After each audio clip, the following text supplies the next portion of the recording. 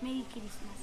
Kisanan gusto ጀምረናል በፍቅር አይኑርም የሚባክን ጊዜ ሮሮ አይኑርም ከአሁኗ ደቂቃ ጀምሮ አይኑርም በጭማበሩ መስዋዕት አይኑርም ወዳዳችን ይበቃል ይበቃል እንግዲህ ይበቃል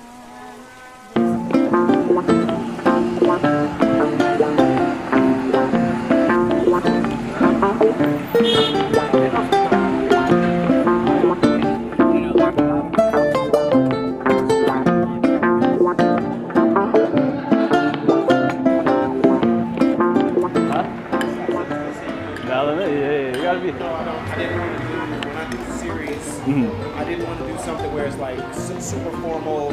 Come sit under these 50 high lights. Exactly. Yeah. I'm Brook Solomon. This is Village Restaurant in Addis Ababa. Hello.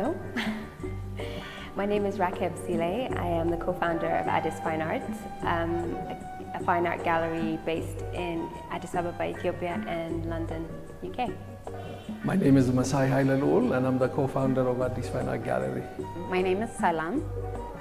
My brand is called Tia. It means mine in Oromifa. My name is Metasebia Yoseph, and I am the managing director of Gallery 26. My name is Kenny Allen, and I'm a singer, songwriter, music producer, and designer working out of East Africa Recording Studio in Addis Ababa, Ethiopia, as well as Ken leather bag brand based here in Addis Ababa, Ethiopia. I grew up in Silver Spring, Maryland. Was born and raised in DC. Spent the later years in Silver Spring, and then went to University of Maryland and sort of been in the DC area for most of my life. I mean, well, being born and raised in Washington, D.C., I think I've always had like kind of a hybrid kind of understanding of my identity. You know, being a black woman, being Ethiopian American, and then coming to Ethiopia, you know, even in DC you kind of feel other, and then when you're in Ethiopia you still feel other because they think of you as like American. And so when I moved back, I'm still very cognizant of that identity and that hyper, you know, kind of understanding. And it's very sensitive when people say, you know, the word diaspora is not necessarily a positive term here. You know, it's like returnees who kind of impose certain things on people, and that's not really where the space I wanted to come from or start from. So I was really more focused on, you know, how can I help? Where do I fit in? You know what I mean? Like, I didn't want to, I just wanted to kind of learn and then kind of figure it out from there.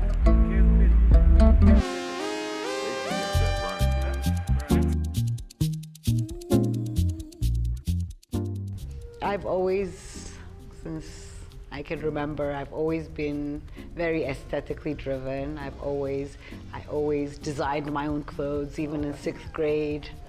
I had a teacher in 6th grade, Mr. Chardin, who would be like, "Oh my God, what are you wearing today?" You know, so I was already creative in that way. So I work as a creative director, but in regards to Gallery 26, which is my consulting agency, I have a myriad of different roles, and one of them is the managing director. So, but yeah, as a creative, I work as a creative director within the marketing field, PR, communications. I'm also the founder of a festival called Design Week Addis Ababa, which is also run out of Gallery 26. I used to be a vocalist myself. I went to Berklee College of Music, but that was, you know, 2 decades ago, so that's another life. But so, you know, creativity, music, art has always been part of my life growing up, and it's something that's I've always aspired to do. So, you know, having this gallery, working with Mesai, and really learning curatorial practice and actually specifically art history, especially of this region from him, has been, you know, a joy. Do you view yourself as a creative? Yes, I do. I know that's a big title, but I think, you know, by putting all these things together, it takes, you know, some kind of a creative mind, you know, to be able to do that. Growing up, I mean, you changed your kind of taste so many times through different phases, but I would say, yeah, I was considered myself kind of thinking more out of the box and kind of beating to my own drum. So, yeah, I guess I didn't know that it was being a creative per se until I was probably older. No, I think it comes naturally. I do feel like I'm an African designer. I went to school in Chicago, so I do have that exposure where my education comes from like elsewhere, but it's deeply rooted because I grew up here, so it's deeply Ethiopian too at the same time. And I'm like deeply cultured, I grew up here. I just went to the States for college and a couple of years of high school. So I always kept a piece of, like I was grown, I was aware, like I know what my roots are, what they entail, what I'm supposed to do with it. So I feel like it just comes naturally, it's effortless really. So they usually use acacia flowers. Yeah. So there's a lot of acacia flowers around this part, so they usually use acacia flower. Well, for me, it's mostly like in art or in food or in any creative work. You got to use what's available to you locally, and that's one problem we do have in Ethiopia is really sourcing local materials and being able to apply them in unique ways and creative ways. So for me, it's just being able to use local food, local produce, and highlighting them in a way that can be creative and a little aesthetic as well, and like appealing to people and to their palates as well. I mean, in creativity, there's no limit to how far one can go. I do feel a little limited just because when I was in Chicago, I had, like I could just walk a block and get all of the materials that I need. I just have to think it and then I can make it happen. Whereas here, I'm a little bit more restricted with illustrations. I don't have all the same materials that I would normally use in college. Or even fabric-wise, it's not readily available. You would have to bring it in from somewhere else, which is a process. So there is a slight limitation in sourcing for materials. But other than that, they do say necessity is, the mother of invention. So I am kind of being led that way where I have to make do with what's available and push myself. So there's that too, so it's fine. This is material I've had since Chicago. I've just started using it. Yeah, I have a little bit of it, so I'm trying to use it like as details in some of the garments. But people seem to love it, so I'm thinking maybe I should go back and get some more. Yeah, I think when I moved here, I was kind of taken aback at the just raw talent that there was in pretty much almost everybody I was encountering, no matter what stage of their career they were in. It was just so fascinating to me that, I guess, how they say like necessity is the mother of invention. So everybody, there's like a lot of need here. So that means there's a lot of also innovativeness and creativity was just kind of flowing, but it wasn't necessarily being channeled, if that makes any sense. And so I was trying to kind of get the different platforms in the different sectors to kind of interact and engage, and then also kind of benefit from each other, through that exchange, the power of that exchange, through collaboration. So as I was trying to do that through Design Week, I would say my biggest kind of hurdles or obstacles was definitely like financing. Because then when you take it back to DC at least we have grants we can apply for. There's a certain amount of, kind of like a national endowment, if you will. There's none of that here. So really you're just kind of like literally trying to pitch ideas to private citizens who have no idea of the creative sector, let alone art. So definitely challenging.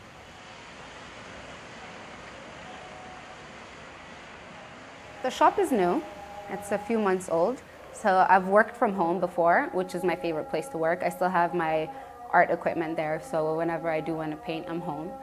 It is where I feel most comfortable, where you don't have to dress up or nobody's in your space. So home is really where I have my creative freedom.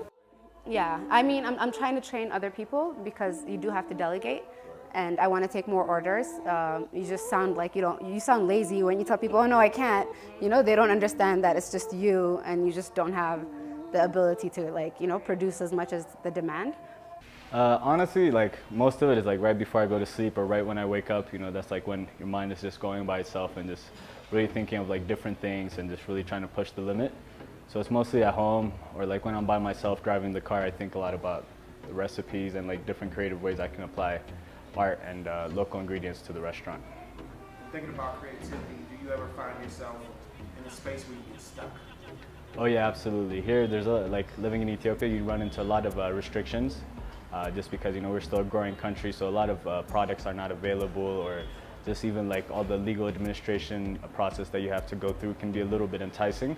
But overall, just, you know, if you're patient, I think we'll work out. And but you have like best practices to get yourself unstuck creatively, like yeah. you find yourself in a creative block? Honestly, it's just like when you're stuck in that position, you just kind of have to look forward to the future and, you know, don't really dwell on it because, you know, it might take time to really like solve that. So just don't be constrained by like one obstacle, you know, just move on to the next one for me.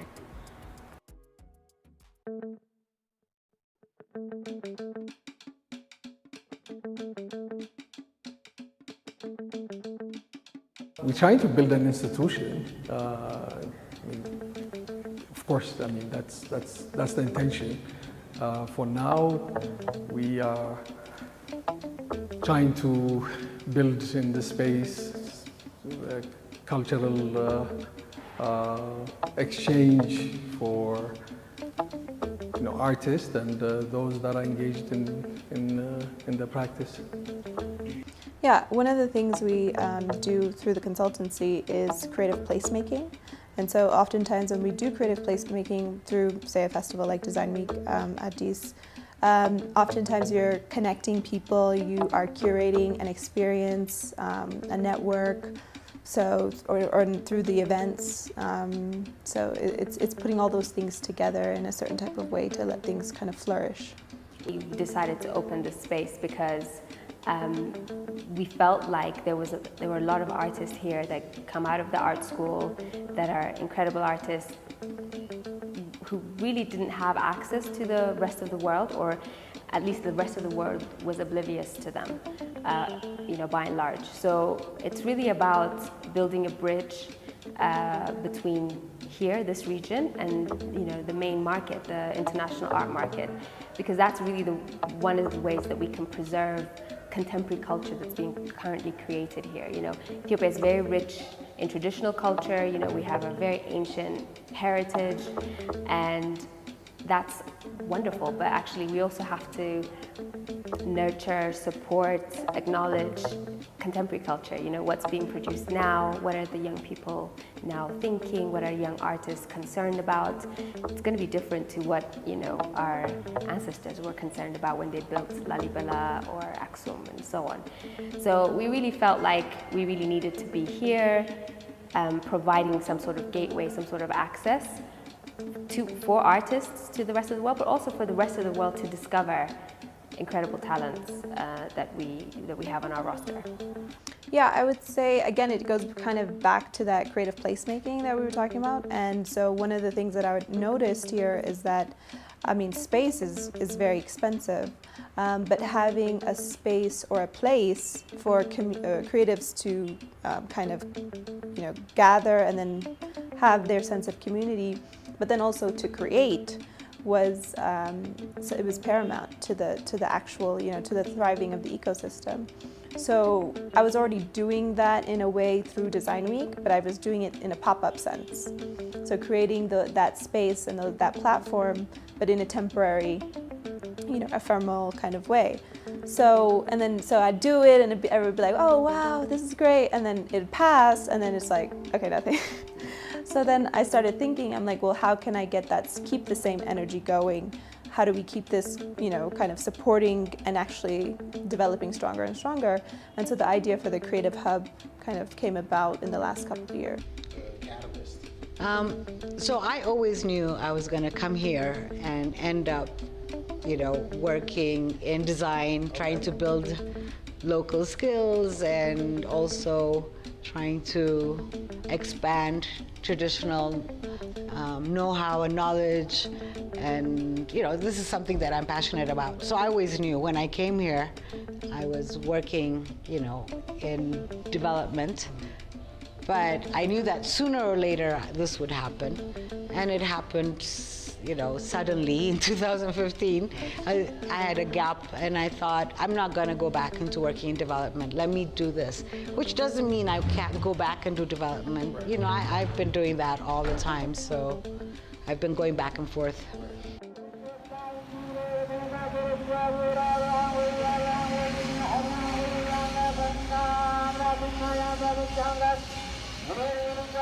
Restaurant, so this was my family's restaurant for about 30 years. It was a coffee shop before this, and it was just basically abandoned. Nobody was using it, so I thought maybe, let me do something different and unique, and just using local ingredients, because a lot of restaurants here, they use imported goods, which kind of messes up their supply chain, because you won't be able to get all those produce year round. So I had to come up with something that's sustainable for the business. So using local produces was the only way to actually make a sustainable business for me, and just really relying on the local market and the local produces. It's pretty important with what's going on globally, all the trash and waste that the fashion industry produces.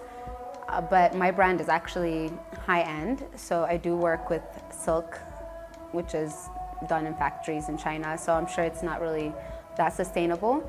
But I manage that within my own store by not having any waste. So we have a zero waste rule, or whatever you want to call it, but we literally use every scrap that we have left from everything, whether it's locally sourced or brought in from elsewhere. That's what I want. They're all starting. I think life taught me how to cook, because I lived here my whole life. I was born in DC, but raised in Ethiopia. And growing up here, there's a stigma about men not being in the kitchen.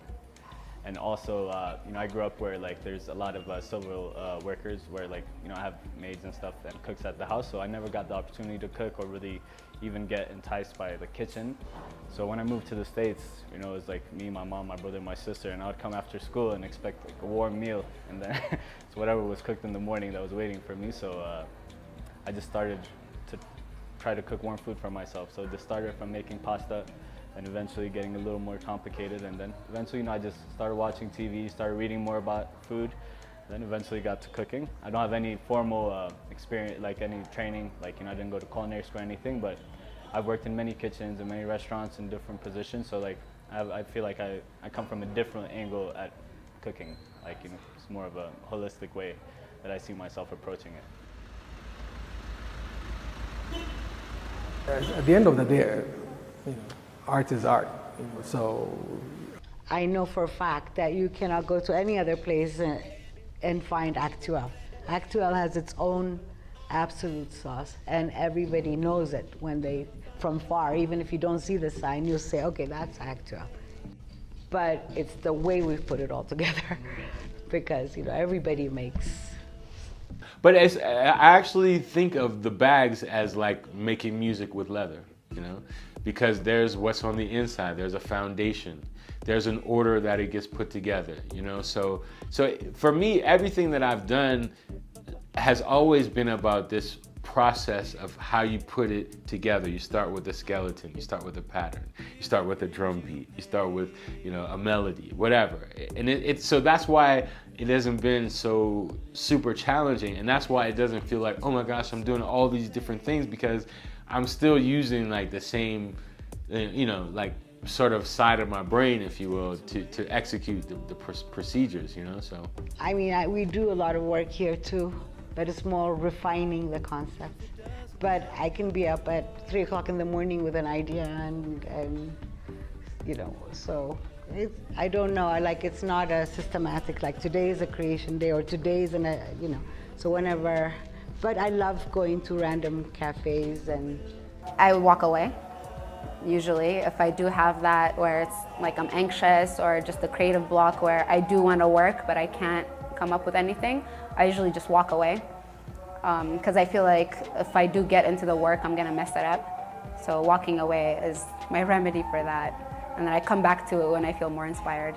By incorporating Ethiopian talismanic art, or just Ethiopian art in general, which I dabble in sometimes with my garments, I feel like gives it a very modern but like wearable, you know, cultural influence. But it's, I mean, Ethiopian garments usually aren't, they're more costumey than they are wearable, like on a daily basis. It's not for everyone, you know, unless you're actually Ethiopian and elderly, nobody really wears it every day.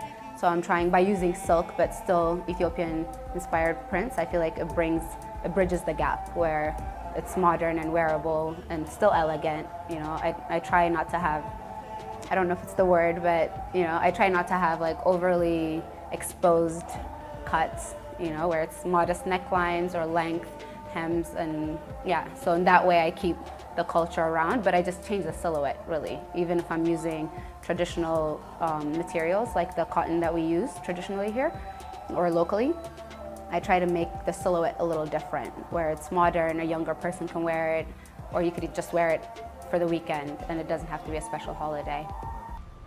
Well, I mean, you know, from a design perspective, you do want what you're making to be something that meets the needs and the wants of the people who are going to buy it. So it has to be functional, but it has to be aesthetic, it has to be, you know, so there is an aspect of human-centered design research in furniture design.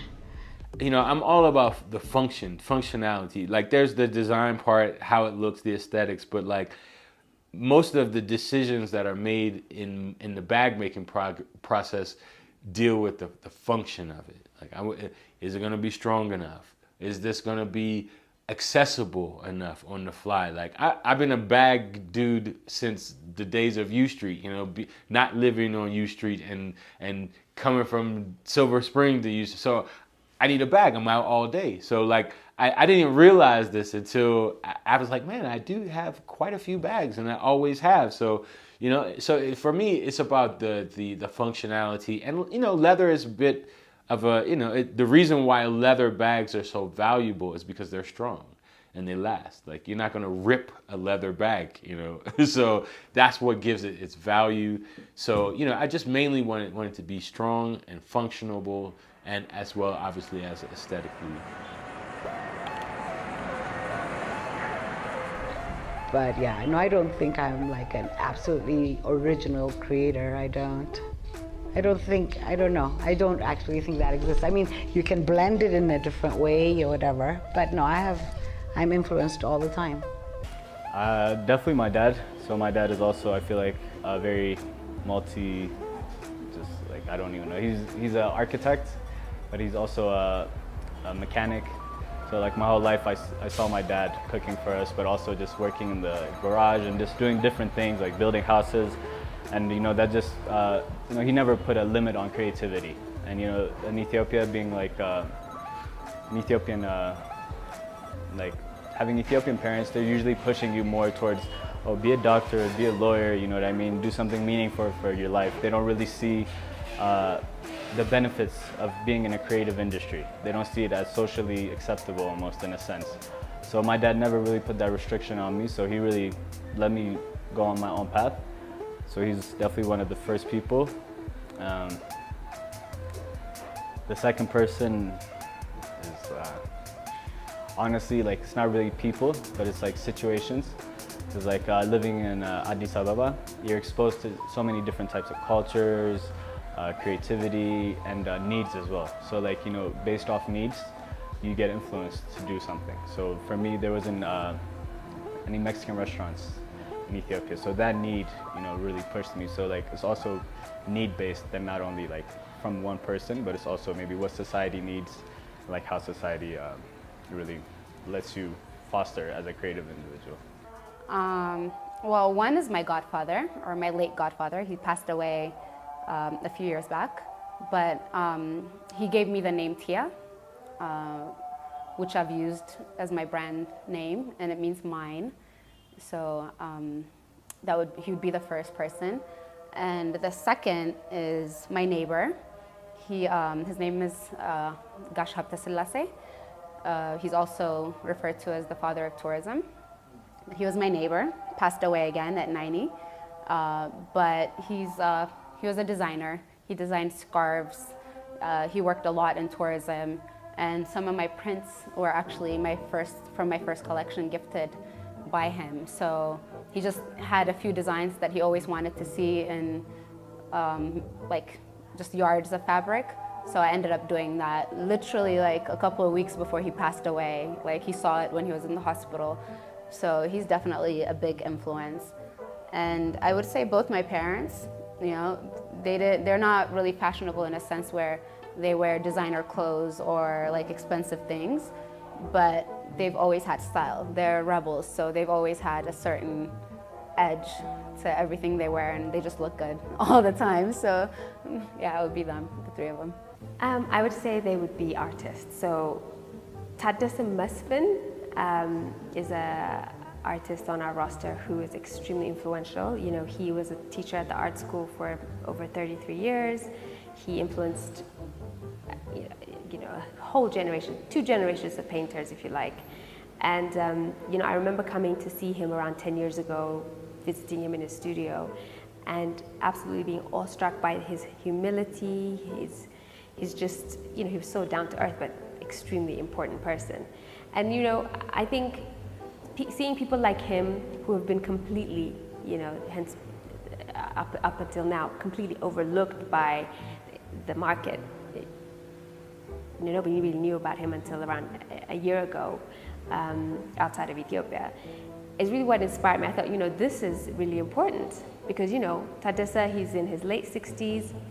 You know, 10 years from now, he may not be with us, you know, and you know, his legacy has to live somehow.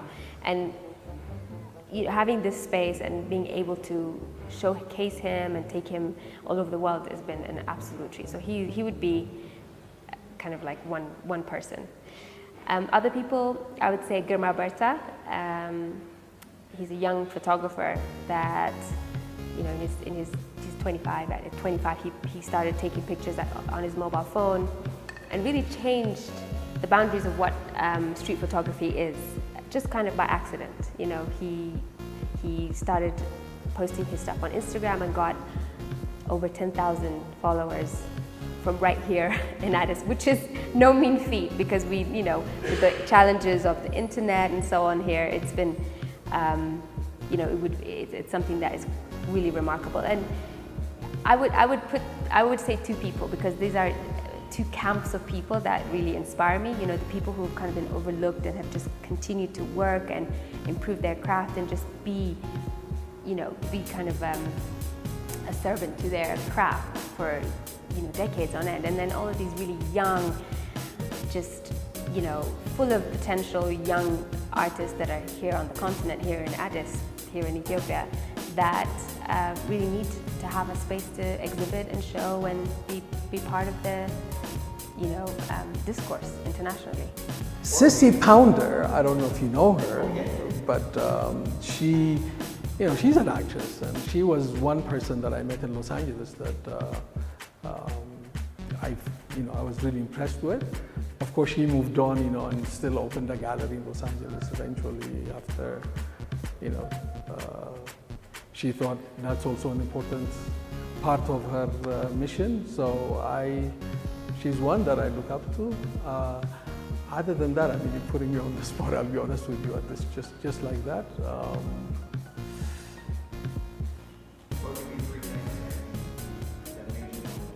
Yeah, well, you know, I was away from here for a number of years. I didn't come back, you know, after I left for many, many years. And after I came back, you know, there was this time that I spent here, you know, looking at, you know, artists and, you know, practitioners here. And that was one moment that, you know, just made me look at, you know, the art production here and the community and what was going on here that really blew me away. And I said, okay, you know, there's something here. I should be engaged, but I don't know how. You know, that's not how I got into this. So my coming back to Ethiopia definitely was a key factor. So 2 out of 3 is not bad. Mother, son, father, kind of like my mom definitely, you know, super creative, professional woman, influenced me to kind of just never kind of take no. There's always a solution. So that is one lesson I've always taken with me. I would say then my dad, because he's always instilled a love of culture. I started visiting Ethiopia because of him. So he set me on this course, this path as well. And then my sister, who kind of gave me like the confidence and support to kind of say, yeah, you are creative, like this is a thing you could go for.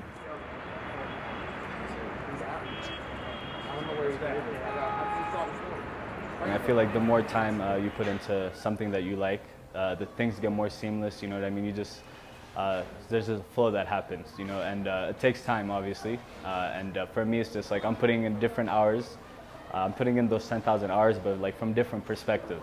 So, you know, like when I'm cooking, I would like to put more time into my cooking, but you know, it's not always feasible because I have to come upstairs and manage the restaurant.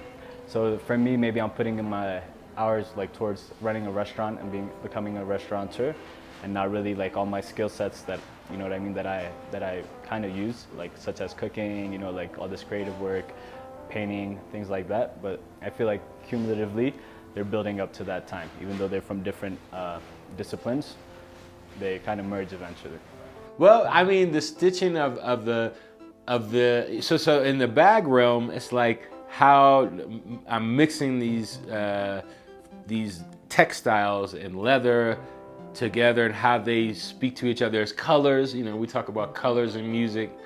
I deal with color. I mean, sometimes I'll throw leather on the ground and fabric on the ground, and I'll just be like, okay, these two, and like the same thing. You'd be like, okay, here's my dirty drums. I got to add a bass to it, and let me put a little filter on that joint to like match the tonality of the drums. You know, it's all about like conversations. You know, musical conversations, textile conversations, how they speak to each other. And the stitching, you know, is like, you know, gotta be tight on the stitching. That's the finishing, you know? The finishing is, and that's one of the things that a lot of people say about our bags, is that they like the finishing. And a lot of times, sort of in a what am I trying to, the word I'm looking for, in an environment where most people are just trying to get the thing done. You know, you have great material. We have in Ethiopia, the leather accessibility is so high because there's so much meat consumption. So the animals are typically, you know, organically fed. They're well treated and things like that. So there's a special sort of kind of leather here that doesn't necessarily exist so readily in other places. So we're talking about leather. Most of the bag makers, you know, we're using the same thing, but how you take the time to the finishing, and you know, being around the Gucci's and the Pradas or whatever since forever, you know, you see what it's supposed to look like. Not everybody who's sort of in this environment has been privy to that, you know. So that's one of the things that I find is a strong point, as well as this sort of urban streetwear vibes that's been around in our consciousness through the music, you know, for the 10s and 20s years or so. So that's why I feel like we're kind of winning out here on the bag tip, you know? I mean, you can take a look at some of my garments. I have a blazer that has like a big angel embroidered on it. All the embroidery, as well as the stitching, but all the embroidery I do myself.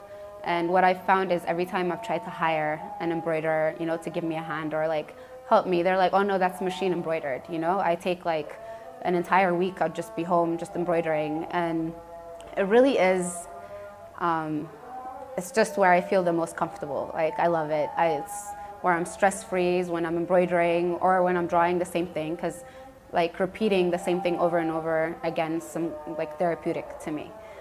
So I do believe that people have to perfect their art and their craft, whatever it is they do. Like, if I could have someone sew all day and, you know, cut patterns and fabric for me, I would love to just sit there and embroider an entire dress. That's a dream, actually, to be able to do that. I wouldn't even want somebody else doing it. That's something I would want to do myself, because seeing it come to life, like this idea, it's like a painting, you know? Seeing whatever pattern I saw in my head on a piece of, you know, like canvas or fabric means everything. So yeah, definitely high value. If the pacing and the timing of things continue as they have been, which accounts also for an extreme exponential growth that has happened in the last 4 or 5 years whilst being in this gratitude moment. I think that there will be Unken stores in at least 4 or 5 major cities. There will be a factory of artisans who will be making these bags, who will be like ahead of the curve in all ways. Like, but my ultimate goal is to make the best product ever, and have the people who make it be happy with what they do, and make them be the next best designers and the best sewers. So if I can continue to exponentially empower and encourage a next generation of people in music and in fashion here in Ethiopia, that's really like the goal, you know, is to just lead by example. I've been a leader since I was a kid. When I was 3 years old, I read a speech in my kindergarten graduation night. I was always on the leader side of things, you know? And so I want to like continue that. I never want to not be a leader, because that's just where I've come from. So I also have this big dream. Like one of my musical dreams still left is I haven't done the tour, you know, where it's Kenny Allen on the marquee, and I'm getting, and I don't know, it's cliche stuff, but I want a tour bus, man, for like one time, just because. And that's why I keep making records, like, cause I'm like, I just want the tour. So right now I'm still trying to get people to understand that creativity is really problem solving. Design is problem solving, and that can be in any sector, in any part of your life. So really I'm starting at A. So if I get that mindset change, then I'm already, you know, we're already kind of impacting the society in a positive way. It's kind of spur of the moment. Some days you wake up and you want to paint. Other days you wake up and you have this stress that's kind of just like rings in the back of your head where you have to get it done. So it's every day I wake up, I don't know. It's just the day that kind of leads me to what I do.